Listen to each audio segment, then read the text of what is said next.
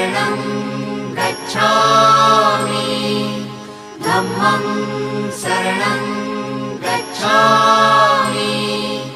संघं शरणं गच्छामि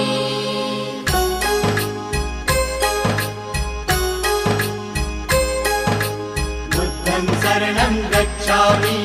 धम्मं शरणं गच्छामि संघं शरणं गच्छामि।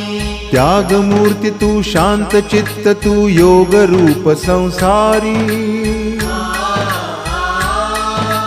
दया प्रेम अन मानवतेचे प्रतीक तुझी ईश्वरी